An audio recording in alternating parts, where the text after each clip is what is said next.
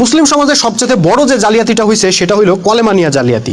ইসলামের প্রাণ হইল কলেমা, আর সেই কলেমাকেই এখন পাল্টে ফেলা হয়েছে। ইসলামের কলেমা ছিল লা ইলাহা ইল্লাল্লাহ মুহাম্মাদুর রাসূলুল্লাহ। লা মানে নাই, ইলাহ মানে বিধানদাতা, ইল্লাল্লাহ মানে আল্লাহ ছাড়া, অর্থাৎ বিধানদাতা হিসেবে আল্লাহ ছাড়া কাউকে মানি না।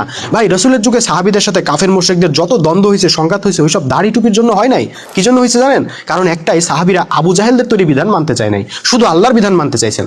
কারণ তারা ভালো মতোই জানতেন আল্লাহর বিধান না মানলে কলেমায় থাকা যায় না, মুসলিম থাকা যায় না। কিন্তু এখন আপনি যে কোনো হুজুরকে প্রশ্ন করেন কলেমা সম্পর্কে, তারা বলবে কলেমার অর্থ হলো আল্লাহ ছাড়া কোনো উপাস্য নাই। যখন ইলাহ শব্দের অর্থ বিধানদাতা থেকে বদলায় উপাস্যে পরিণত করা হয়েছে, তখন ইসলামের সর্বনাশ হয়েছে। কারণ আল্লাহর বিধান তো আর মানা লাগতেছে না, আল্লাহর উপাসনা করলেই হয়ে যাইতেছে।